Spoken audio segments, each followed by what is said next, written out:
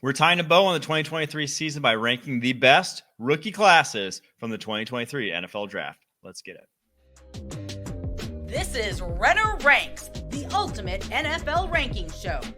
Part of the Locked On Podcast Network, your team every day. Welcome into today's episode of Renner Ranks, your go-to daily ranks podcast, part of the Locked On Podcast Network, your team every day. And a special shout out to those everydayers out there. Don't forget, subscribe, like, follow on YouTube or wherever you get your podcasts. I, of course, am Mike Renner, your host, NFL draft analyst at large. And today's podcast is brought to you by FanDuel. Make every moment more. Right now, new customers get $150 in bonus bets with any winning $5 bet. That's $150 if your bet wins. Visit FanDuel.com/locked-on to get started. All right, the best rookie classes. Got to do the top 5 here. I think we all know who number 1 is. If you watch the NFL awards ceremony, that one seems pretty obvious. However, I want to explain my methodology first. It is still based off of pick value, expected value. So if you have 3 first rounders, you have a high expected value from your rookie class. If you have no first rounders, you have a low expected value from a rookie class. And now that's about as scientific as I can get in it because there's really no quantifying it past that, right? In a meaningful way. Even though back when I was at PFF, we tried doing things like that. It never quite works. But you have an expectation that a guy who's drafted 100th overall, if he's a solid player, is more of a win than if you get a guy at number 2 overall and he's a solid player. This is not talking about this draft class at all. It's just saying obvious facts about expectations compared to where guys are drafted. All right. With that out of the way, let's get to a couple honorable mentions here. And the one honorable mention that definitely fits that bill of you had high picks, you were supposed to hit on them, is the Seattle Seahawks. Devon Witherspoon, home run, number 5 overall pick. Your slot corner there. Awesome. One of the best slot corners in the NFL. You do that pick 10 times out of 10 in a redo. Jackson Smith and Jigba, very solid down the stretch. A great piece to that offense. No regrets there at pick 20. A good haul for the Seattle Seahawks. After that, Zach Charbonnet, I like him. Is he a great pick for 52 overall? Not necessarily. Anthony Bradford played some snaps, the guard, pick 108. Probably win to get anything out of pick 108 at any point. So, good haul, an expectedly good haul. So doesn't crack the top 5, but kudos, John Schneider, maybe back on his heater ways. We'll see this upcoming draft class. The 2 teams that I think could very well be in this mix in a couple of years, but too early to say right now, Tennessee Titans. Obviously, Will Levis outplayed what your expectations would be for the 33rd overall pick. As a rookie at the quarterback position, they're going to give him another year in this trial run. Looks like a good pick. Too early to say to put him in the top 5. Peter Skoronski, probably the best rookie guard for my money. But as a guard, pick number 11 overall. Tajay Spears looks awesome. Definitely gives you a nice transition plan going from Derrick Henry to him. 3rd round running back, though, that's fine. Pick 81, that's where you draft a running back, right? So good class. Too early to say if it's a top 5 class. Indianapolis Colts, another team where obviously we don't get to see much of Anthony Richardson after that injury he suffered to his throwing shoulder early in the season. Early returns, very good though from him. Juju Brents started down the stretch for the Colts, made some splash plays. Too early to say though. Josh Downs, I think easily a hit from that draft class. Looks like one of the better rookie wide receivers, one of the better slot receivers already. There's a hit, but those are your top 3 picks. And 2 of them are still like some TBDs at valuable positions. So too early to say, but 2 classes that I liked at the time, like now, but they don't crack the top 5 because these 5 draft classes that made the top 5 are pretty nasty, if I do say so myself. So let's get right into it. Number 5, Detroit Lions. This may offend some, but because everyone's raving and ranting and raving over this Lions rookie draft class. But to me, again, this goes back to the value aspect. They had 4 top 50 picks, 6 top 100 picks. You better get a haul when that's the case, right? You better hit. And they obviously exceeded expectations, right? That's why they're on this list at number 5. Let's go through the ones that are the big money makers for them. Jahmyr Gibbs was pick 12. Now, they originally were at pick 6 overall, traded back to pick 12 to get Jahmyr Gibbs, and picked up number 34 overall, which ended up being Sam Laporta, which was the crown jewel of this Detroit Lions draft class. So that has to be factored in, that trade back, which was awesome value for them, which in retrospect, the Cardinals did not get criticized enough in the moment for that because they had already pulled off that nice trade, I thought, to move back from number 3 to get a future first rounder from it. But then they end up giving up number 34 overall just to move back up to get Paris Johnson, which didn't make any sense in my mind for where they were.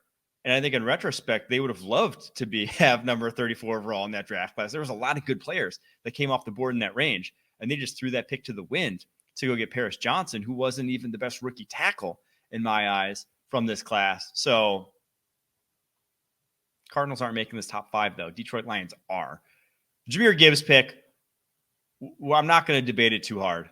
You know my thoughts on this. It's a running back at number 12 who wasn't even a starter for the Lions. It was a luxury pick for a team that still has needs defensively. That still was not obviously in the Super Bowl this year because of that defensive side of the ball. And now Jahmyr Gibbs obviously played a role in getting him to the NFC Championship game in the first place. But it was pick 12. And I think down the line, I still think they'll regret it. But 945 yards from him, 10 TDs on the ground. Surprisingly ineffective as a pass catcher, only 6 yards, just over 6 yards per reception on the year. 52 catches, but only 316 yards on them. Less than 1 yard per route run, and actually had 5 drops in the year. So little odd there. Thought we would see more from him in that regard if he wasn't going to be, the bell cow in that offense. But obviously the talent still there. The guy is still one of the most dynamic running backs in the NFL. That much is clear. Jack Campbell, pick 18, was the one that at the moment, at the time, I was like, this one just didn't feel like it was necessary. If you're going to go running back, well, then don't follow it up with a linebacker. Take maybe more of a bigger swing. And Campbell obviously doesn't really start, plays more the second half of the year, but still not a 3-down guy. PFF graded him with a 43.9 coverage grade. That one, it's a rookie linebacker, though. I'm not going to write him off. That's the hardest position on defense to transition to year one, in my opinion. Now, the second round, this is where it catches fire. Sam Laporta, 86 catches, 889 yards, 10 touchdowns, 11 broken tackles. Perfect for that offense at tight end. A legitimate upgrade from TJ Hawkinson. Brian Branch, pick 45, 11 PBUs, 3 picks as a rookie, a force, probably their best run defender on the second level of their defense as a slot corner for them. Awesome. As good a round 2 as you'll see in a draft class.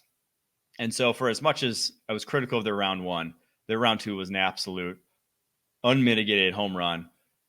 Third rounders remain to be seen. Hendon Hooker obviously doesn't see the field as a rookie. The Tennessee quarterback, Broderick Martin, Western Kentucky DT, plays only 28 snaps despite being 24 years old already. So that one remains to be seen.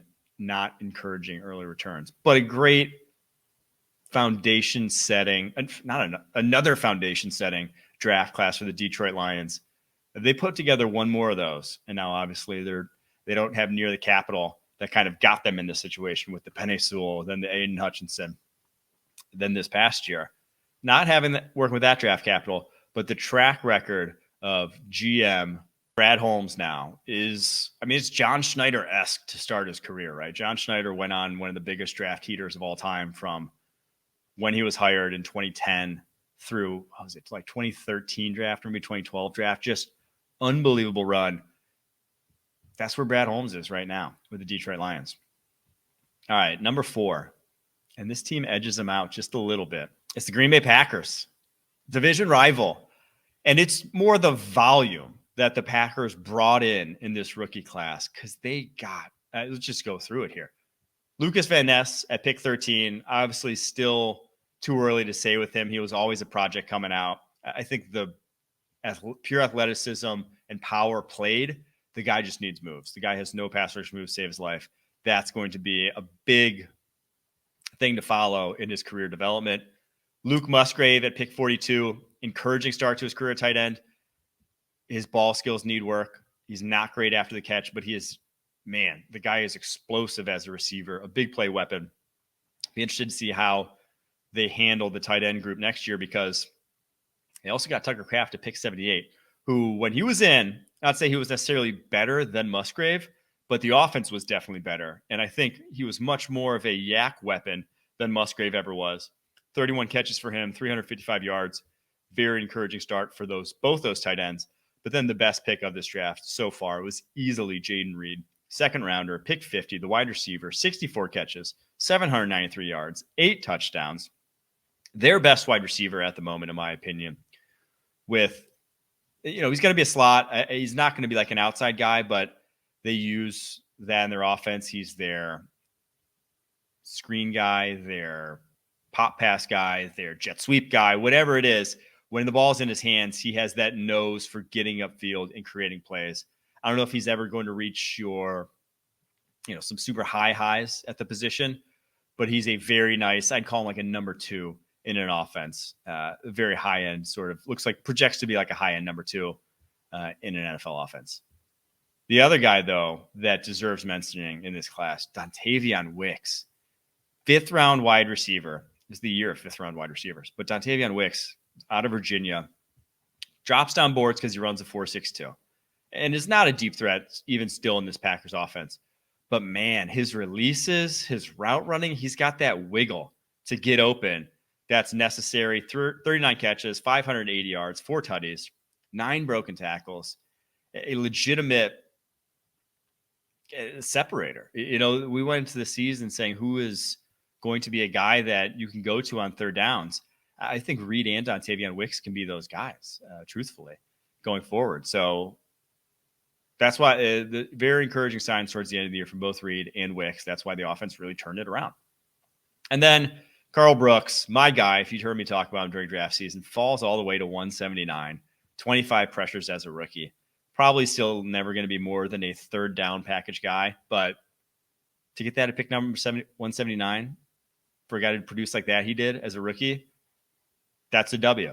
That is a W. And then also should mention Carrington Valentine, Anthony Johnson Jr., 2 guys who started at corner and safety respectively for them. Anthony Johnson Jr. truly might even start next year for them at safety. So to get even production that wasn't necessarily liabilities in the 7th round, chalk it up as W. A very deep but very good Packers rookie class.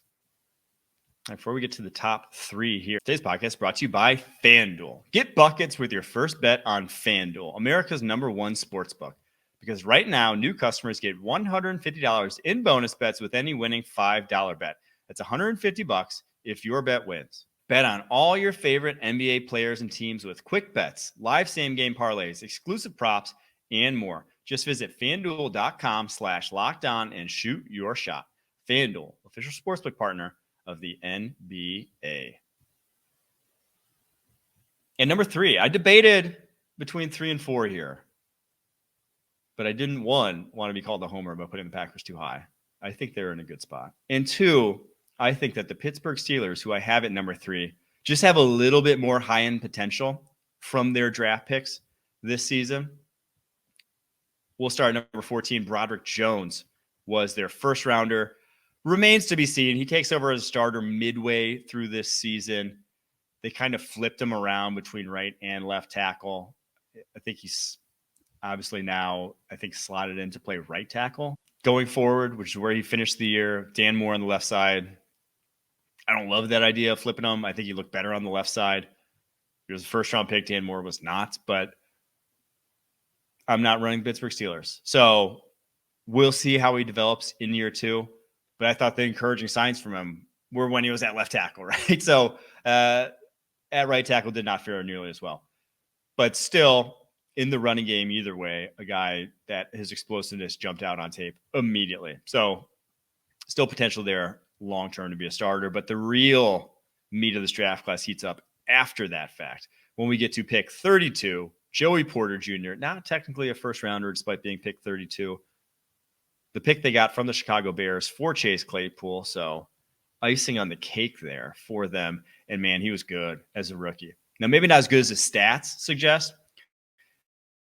45.3 completion percentage against, only 352 yards allowed all season long. But he was darn good. Like at the line of scrimmage, the press coverage translated immediately. Can't believe he wasn't starting until week 8. But when he did start for them, defense improved with him in the lineup. So Joey Porter Jr. looks like a long-term starter for the Pittsburgh Steelers at this point. And the other guy who should be a long-term starter, but couldn't barely even see the field for them as a rookie, Keanu Benton, pick 49, defensive tackle out of Wisconsin. Didn't he play, like I said, didn't he play 500 snaps? But for my money, just like on tape, I would take him as the second best defensive tackle in this class after Jalen Carter going forward.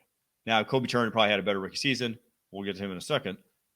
But I think Keanu Benton has more of an NFL translatable or just like NFL projectable body. He's younger and is already super disruptive or is already bringing the juice as a pass rusher. We'll see if he plays more this upcoming season. But, man, very encouraging first year from Keanu Benton. Like I said, I think in a redraft, that guy goes like top 15 or 20 and fell all the way then at pick 49. So massive W there. And then the other guy who struggled to see the football field, but man, every time he did, he made plays, was Nick Herbig, the Wisconsin outside linebacker, a guy that I kept banging the table for during draft season, and only 191 snaps, but finished with an 80.7 PFF grade on those. And obviously with Alex Highsmith, with TJ Watt in the fold, he doesn't profile to see the field that much. But I do think with Watt's injury history, you're probably going to want to sub a little more with how good Herbig is or just like how effective he can be just to keep all those guys fresh. I think we will see more of him going forward, and I think we'll see an effective dude because he was really young coming out and was already productive. I think there's a lot more development to be had for a guy like that going forward. Number 2, Los Angeles Rams. They had one of the best pick-for-pick drafts that I've seen. Now, obviously, they're not number 1 in this list because we'll get to number 1 and discuss why. But compared to what they came in draft capital-wise, and I'll just read you off the picks they had 36, 77, 89. Those are their only 3 picks in the top 125. If you have 36, 77, 89, if you come away with one starter, one quality starter, and one role player, you're happy, in my opinion, with a draft. That's an average to above average draft is one quality starter and one either like adequate starter or high-end role player. That's just like what you expect from those picks because it's difficult outside the top 25 to find dudes. And here's what they got, though. And they do, obviously, the Rams' whole strategy, loading up on those day 3 picks, paid off for them, we'll say, in this draft. Because 36 overall, they go Steve Avila, TCU guard. Right up there with Peter Skoronski, in my opinion, for the best rookie guard in the NFL. Rookie guard in the NFL. And, if you said he was better than Peter Skoronski, I'm not going to argue too much with you. He's just darn good for a rookie. I think you've got a potential Pro Bowler on your hands there at left guard. After him, Byron Young at 77. Edge rusher, 50 pressures as a rookie. Spark plug sort of dude, just wildfire off the edge. Very impressed by him. And while he's about to turn 26, he was a guy who hadn't played much football. And so I do think there could be more development to him than your average 26-year-old. Pick 89, Kobe Turner. Top 5 guy in terms of rookie of the year voting. Defensive rookie of the year. The guy had 9 sacks, 48 pressures as a rookie DT. Dude was awesome. And now he is about to turn 25. He may not have some more developmental potential in the tank, but I don't really care. He's already a dude. Kobe Turner was awesome as a rookie, man. I loved him coming out. So he falls pick 89. I think I had him somewhere in the 60s on my board. Regrettable. I worried about the frame. I mean, it's such a tight frame, but he just beat dudes up at Wake Forest and at James Madison before transferring. So home run of the first 3 picks there. And then, by the way, Puka Nacua, one of the biggest draft steals of all time, all the way down at 177 overall, breaks the rookie receiving record, 1,486 yards, 105 catches, 2.59 yards per route run. Puka he's just an awesome possession wide receiver, right? I mean, he's just so savvy, strong, good after the catch, faster than I remember at BYU, stronger than I remember at BYU. I mean, he he didn't put up these numbers at BYU. Heck, so better in every way, shape, or form. But Rams fans aren't complaining. It's just not supposed to happen, right? Wide receiver, you go back through the annals of 1,000-yard wide receivers, and there's a steep cutoff after the third round. Those guys don't exist often. The Amon-Ra St. Browns of the world, the Julian Edelmans of the world are often like slot receivers getting it done. And now Puka obviously plays a little in the slot, but he's not a just slot receiver that fell to day 3 and then produced. He's just a darn good wide receiver, man. So Los Angeles Rams, that's how you make the playoffs with a barren roster, is having a rookie class that talented, that impactful that the Rams had this past year. All right, before we get to number 1 overall, this podcast is brought to you by Gametime. You shouldn't have to worry when you buy tickets to your next big event. Gametime is the fast and easy way to buy tickets for all sports, music, comedy, and theater events near you. With killer last-minute deals, all-in prices, views from your seat, and the best price guarantee, Gametime takes the guesswork out of buying tickets. It's the only app that lets you view the view from your seat before you buy, so you know exactly what to expect when you arrive.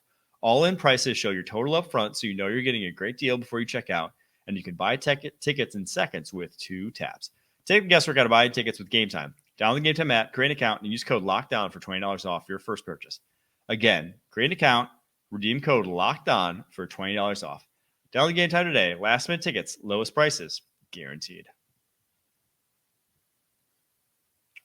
And the number 1, it's the Houston Texans. You guys knew this. You don't get the O-Roy and D-Roy in a class and not get number 1. And I get they're 2 and 3 overall. But 2 and 3 overall does not ensure O-Roy, D-Roy, does not ensure current franchise quarterback with high-end sort of potential. It does not ensure high-end pass rusher with all-pro potential. And pick 69 does not ensure the wide receiver that Tank Dell was as a rookie, 47 catches, 709 yards in only 10 games before unfortunately breaking his fibula in week 13. Now, obviously at a size that is a bit of an injury risk, the smallest wide receiver in the NFL outside of Tutu Atwell. But 2.22 yards per route run after Tutu there is very impressive. He was darn good. So those 3 picks, yeah, that's a franchise altering draft. And for as much as I loved the Rams haul, and for as insane as it was given their draft capital, the Texans is still more insane. Just because you're not supposed to get what could be, and I'm not going to say it, but like a possible Hall of Fame quarterback and a possible Hall of Fame defensive end in the same draft. That just does not exist. I'd be interested. I haven't done the study. Go through and see if anyone's ever done that. I mean, even if it was probably 50 years ago, and I definitely wasn't alive, right? So that's what the Houston Texans got. So yeah, they paid a little price. They paid their first rounder this year to get it. They had some draft capital to play with, and when you make those bets, you better hit. They rolled the dice, came up 7s. 7's good. It came up 7s. And the Houston Texans had an absolute haul. Now, Juice Scruggs at 62, not quite as big of a hit, but they switched him to left guard from center where he played in college. Was not as good there. 47.5 PFF grade. You got 459 snaps, forgettable ones, albeit, from Henry To'o, the 5th rounder linebacker there. But I don't really care, right? The rest of the class, they could get cut tomorrow, and this would still be the number 1 class from the 2023 NFL draft. There you have it. Your top 5. Tomorrow we're doing the bottom 5. We have to give some equality of analysis, even if I don't like to skew negative. I'll skew positive when I talk about these awful classes that we're going to see on tomorrow's episode. Very excited to talk about it. Until then, you've been listening to Renner Ranks, part of the Locked On Podcast Network, your team every single day.